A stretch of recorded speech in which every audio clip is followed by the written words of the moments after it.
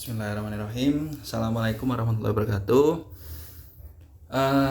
Alhamdulillahirrabbilalamin. Wassalatu wassalamu ala asrafil anbiya wal mursalin Sayyidina wa maulana Muhammad wa ala alihi washabihi ajmain, amma ba'd.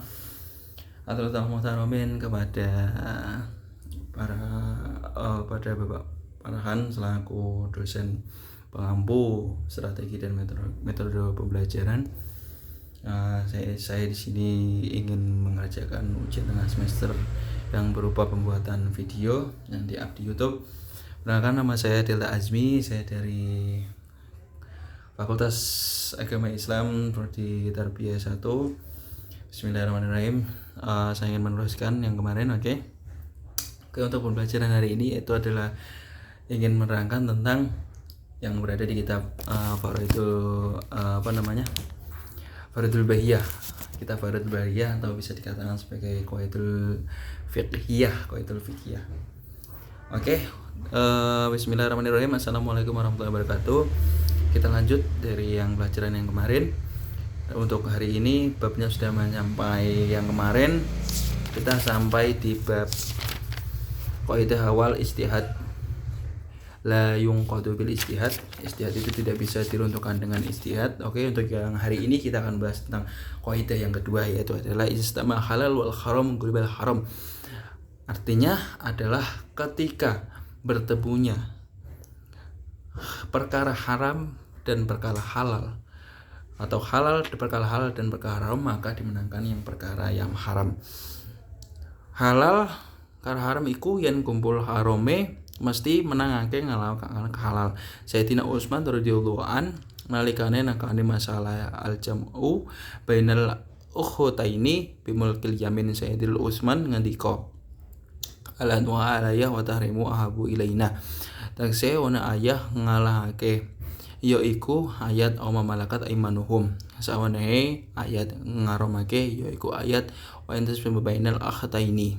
Setengah saking surah maneh yaiku ta'arud hadis selaka minha ma fawqa ilzam, karo hadis isna'u kulla syai'in illa nikah. Masalah-masalah fikihiyah kang kejaba saking kaidah istama halal maghlubal haram ing antarane setunggal masalah ijtihad ing dalem wadah lan ijtihad ing dalem dodot lan masalah anggo dodot kang ditenun saking campuran antarane sutra lan kapas.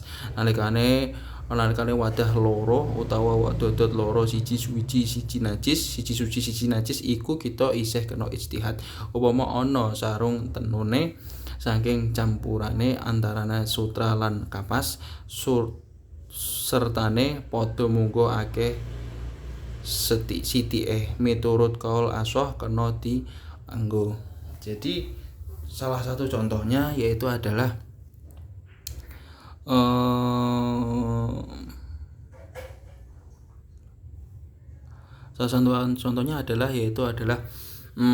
ketika ada baju atau pakaian yang di situ bahannya tercampur antara bahannya itu yang dibuat antara sutra dan kain atau benang, maka pakaian tersebut itu tidak setama halal wa gulibal haram, maka pakaian tersebut itu dihukumi haram. Maksudnya haram di dalam menggunakannya, karena sutra itu hukum asalnya itu sudah tidak boleh digunakan oleh seorang laki-laki, berbeda tapi oleh seorang perempuan. Maka dari itu di sini diterangkan lan masalah angguan dudut kang ditenun saking campuran antara sutra lan kapas nalika ana wadah loro. Ketika ada dua pertentangan adalah halal dan haram bercampur menjadi satu, utawa dodot loro siji suci dan siji haram. Nah, atau baju tersebut itu yang satu suci dan yang satu haram, maka itu kita bisa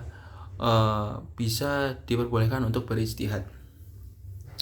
Contohnya yang berijtihad yaitu adalah ketika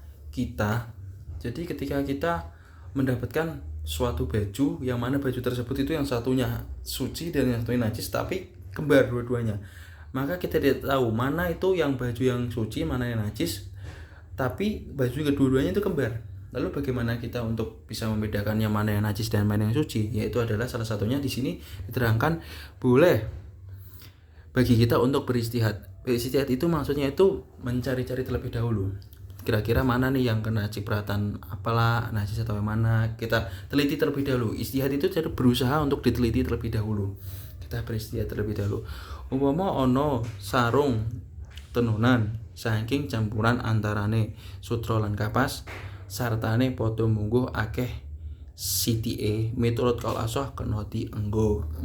Tetapi ada suatu pengecualian atau istisna di dalam bab ini, atau di sini diterangkan di dalam kitab Fardul Bahya itu adalah seumpama atau misalnya ada suatu sarung yang ditenun, yang bahan tersebut itu berasalkan dari kain dan juga berasalkan dari sutra. Yang keduanya tersebut itu kapasitasnya itu sama-sama sedikit.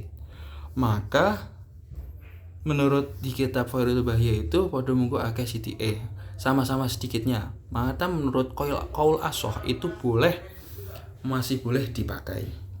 Nah, maka dari itu terkadang di dalam kitab Fardul Bahya itu ada suatu bab pengecualiannya juga. Kita sama halal wa kullu haram itu juga ada pengecualiannya. Oke, yang kedua itu adalah masalah beburon manuk. Umpama ana wong mancang manuk, atau masalah kita berburu hewan.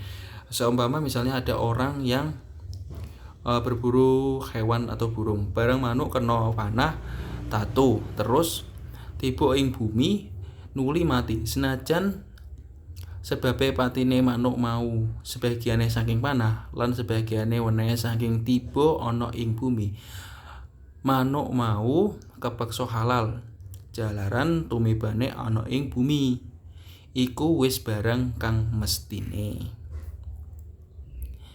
Jadi ketika ada orang yang berburu hewan lalu kemudian dia meniati untuk menyembelih, contoh ada seorang yang berburu hewan kemudian hewan tersebut terkena panah, tetapi ketika hewan tersebut masih di udara terkena panah, masih di udara tapi dia masih hidup, lalu kemudian jatuh dan kemudian mati. Nah, di situ ada dua pendapat. Hewan tersebut itu yang pertama mati karena terkena panah, dan yang kedua mati dikarenakan jatuh dari ketinggian dari udara, kemudian jatuh ke bumi yang menyebabkan hewan tersebut mati. Wenehe saking tibake ana ing bumi, manuk mau paksa halal, maka burung tersebut bisa dikatakan halal, boleh dikonsumsi. Jalan tibane ana ing bumi iku wis barang kamestine, kamestiane. Walaupun hewan tersebut itu jatuh dari atas bumi, maka hewan tersebut dihukumi halal. Jadi ketika ada orang berburu, kemudian orang berburu itu menembak burung tersebut, lalu kemudian burung tersebut itu mati, itu sudah ditembak, itu masih ada bekasnya di atas udara, dia masih leang-leang seperti ini, terus kemudian dia jatuh ke bawah, jatuh tersebut dan kemudian mati. Itu ada dua pendapat kemungkinan disebabkan burung tersebut mati. Yang pertama adalah dari tembakannya, dan yang kedua dari sebabnya burung tersebut turun dari atas udara ke bawah bumi karena jatuh. Mungkin cukup sekian pelajaran untuk hari ini. Apabila ada yang ingin ditanyakan bisa ditanyakan kembali, nanti insya Allah kalau bisa dijawab, kalau tidak bisa kita pelajari bersama-sama. Oke, cukup sekian. Wassalamualaikum warahmatullahi wabarakatuh.